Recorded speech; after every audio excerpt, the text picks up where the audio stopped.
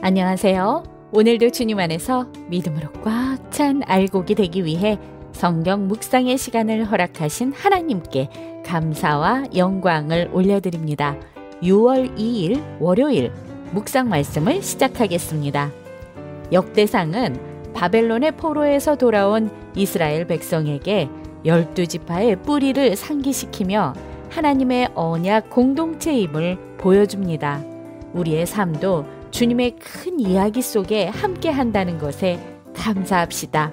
오늘의 제목은 유다를 넘어 다윗까지입니다. 아담부터 시작한 족보는 이스라엘의 12아들에게로 이릅니다. 저자는 유다의 가계를 가장 먼저 소개하면서 다윗의 선조인 헤스론의 계보를 상세히 기록합니다. 오늘 본문 역대상 2장 1절에서 55절까지의 말씀을 함께 듣겠습니다.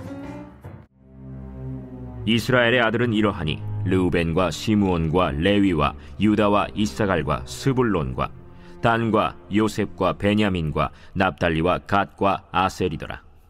유다의 아들은 에르와 오난과 셀라니. 이 세 사람은 가나안 사람 수아의 딸이 유다에게 낳아준 자요, 유다의 맏아들 에르는 여호와 보시기에 악하였으므로 여호와께서 죽이셨고, 유다의 며느리 다말이 유다에게 베레스와 세라를 낳아주었으니 유다의 아들이 모두 5이더라. 베레스의 아들은 헤스론과 하물이요, 세라의 아들은 시므리와 에단과 헤만과 갈골과 다란이 모두 5사람이요. 갈미의 아들은 아가리니 그는 진멸시킬 물건을 범하여 이스라엘을 괴롭힌 자이며, 에단의 아들은 아사랴더라. 헤스론이 낳은 아들은 여라무엘과 람과 글루베라. 람은 암미나답을 낳고 암미나답은 나손을 낳았으니 나손은 유다 자손의 방백이며, 나손은 살만을 낳고 살만은 보아스를 낳고 보아스는 오벳을 낳고 오벳은 이세를 낳고, 이세는 맏아들 엘리압과 둘째로 아비나답과 셋째로 시므아와 넷째로 느다넬과 다섯째로 라떼와 여섯째로 오셈과 일곱째로 다윗을 낳았으며, 그들의 자매는 스루야와 아비가일이라. 스루야의 아들은 아비새와 요압과 아사헬 삼형제요, 아비가일은 아마사를 낳았으니 아마사의 아버지는 이스마엘 사람 예델이었더라. 헤스론의 아들 갈렙이 그의 아내 아수바와 여리오색에서 아들을 낳았으니 그가 낳은 아들들은 예셀과 소밥과 아르돈이며, 아수바가 죽은 후에 갈렙이 또 에브라스에게 장가들었더니 에브라시 그에게 훌을 낳아주었고, 훌은 우리를 낳고 우리는 부살레를 낳았더라. 그 후에 헤스론이 60세 길르앗의 아버지 마길의 딸에게 장가들어 동침하였더니 그가 스굽을 헤스론에게 낳아주었으며, 스굽은 야일을 낳았고, 야일은 길르앗 땅에서 23성읍을 가졌더니 그 술과 아람이 야일의 성읍들과 그낫과 그에 딸린 성읍들 모두 60을 그들에게서 빼앗았으며, 이들은 다 길르앗의 아버지 마길의 자손이었더라. 헤스론이 갈렙 에브라다에서 죽은 후에 그의 아내 아비아가 그로 말미암아 아스훌을 낳았으니 아스훌은 드고아의 아버지더라. 헤스론의 맏아들 여라무엘의 아들은 맏아들 람과 그 다음 브나와 오렌과 오셈과 아히야이며, 여라무엘이 다른 아내가 있었으니 이름은 아다라라. 그는 오남의 어머니더라.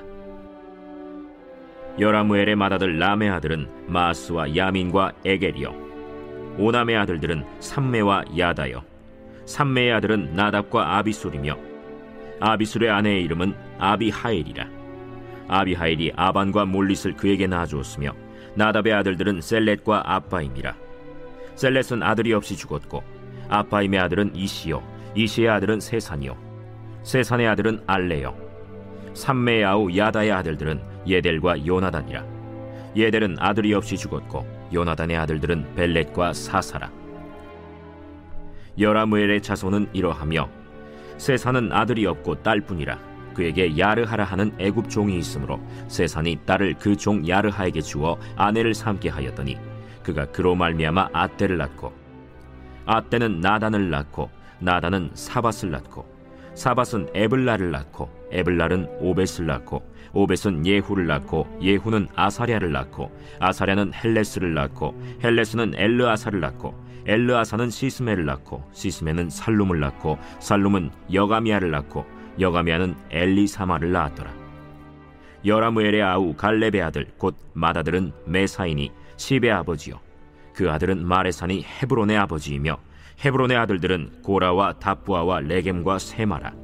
세마는 라함을 낳았으니 라함은 요르그암의 아버지이며 레겜은 삼메를 낳았고 삼메의 아들은 마온이라. 마온은 베술의 아버지이며 갈렙의 소실 에바는 하란과 모사와 가세스를 낳고 하란은 가세스를 낳았으며 야데의 아들은 레겜과 요단과 게산과 벨렛과 에바와 사압이며 갈렙의 소실 마가는 세벨과 디르하나를 낳았고 또 만만나의 아버지 사압을 낳았고 또 막베나와 기브아의 아버지 스와를 낳았으며 갈렙의 딸은 악사더라.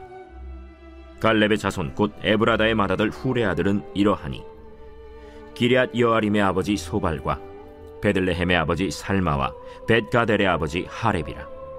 기럇 여아림의 아버지 소발의 자손은 하로에와 무느호 사람의 절반이니 기럇 여아림 족속들은 이델 종족과 붓 종족과 수맛 종족과 미스라 종족이라.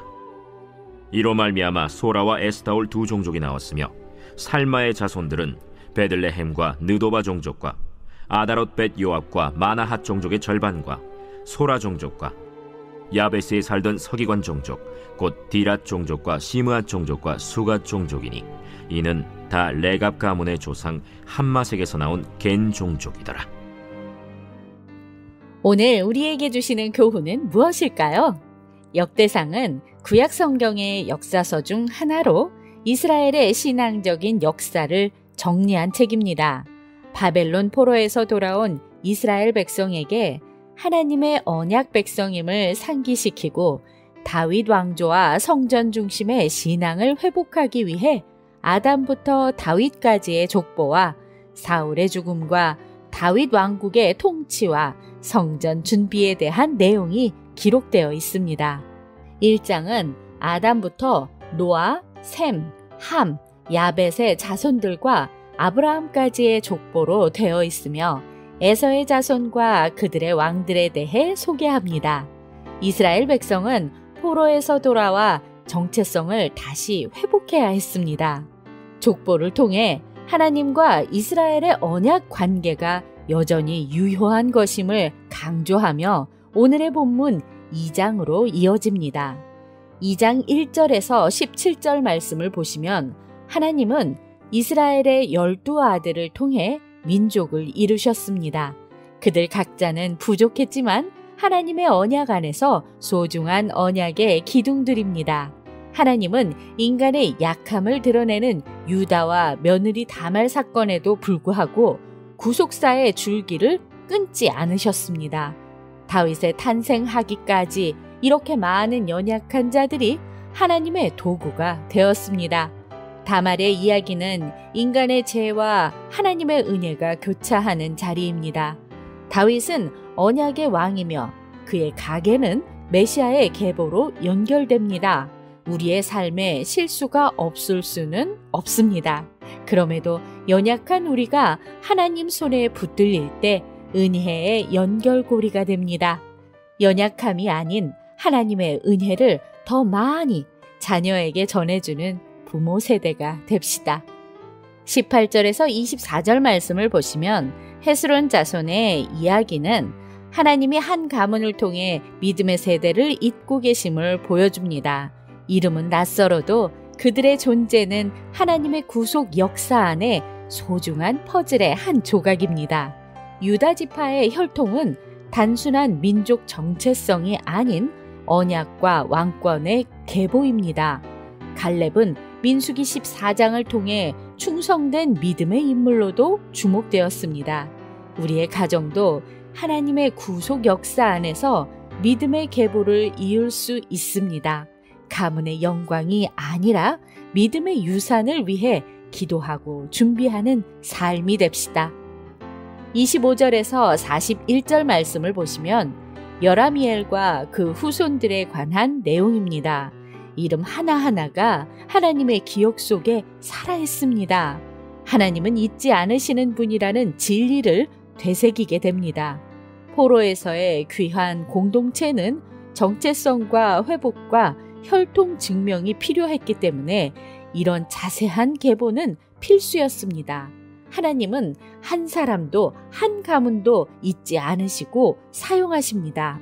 오늘 우리가 만나는 사람도 하나님의 시선에서는 중요한 이름입니다. 우리가 만나는 사람은 하나님의 작품이다라는 관점으로 이웃을 소중히 대합시다. 42절에서 55절 말씀을 보시면 갈렙과 다른 유다 지파의 후손들을 소개합니다. 역사 속에서 사라진 이름 같지만 하나님은 그들의 삶과 믿음을 잊지 않으셨습니다. 믿음의 이름은 세상이 잊어도 하나님의 책에는 기록됩니다. 성읍 이름들과 족보는 귀한 이후 땅 분배와 정체성 회복에 중요한 자료로 사용되었고 성전 중심의 예배 회복을 위한 기반이 되었습니다. 우리의 이름이 어디에 남는가 보다 하나님의 마음에 새겨지는 삶을 목표로 삼고 살아갑시다. 작아 보여도 정직함과 신실함이 하나님께 쓰이는 삶의 조건이 됩니다. 기도하겠습니다. 하나님, 오늘 우리에게 주신 말씀대로 문제의 해결보다 우리를 통해 일하시는 하나님의 뜻에 초점을 맞추어 살아가게 하여 주시옵소서. 예수 그리스도의 이름으로 기도드립니다. 아멘. 우리는 위대한 하나님의 구속 역사 안에 들어있는 작은 이름들입니다. 이름 없는 자 같으나 주께는 잘 알려진 자들입니다. 족보를 나열하는데 지루함을 느낄 수도 있지만 역대상의 족보는 하나님께서 사람을 얼마나 소중히 여기시는지를 보여주는 고백입니다. 우리의 이름도 하나님께는 절대 잊히지 않습니다. 우리의 삶도 이 계보에 속해 있다는 영적인 정체성과 소망을 발견하며 오늘도 광야 같은 세상에서 하나님의 말씀으로 승리합시다. 저는 내일 다시 찾아뵙겠습니다.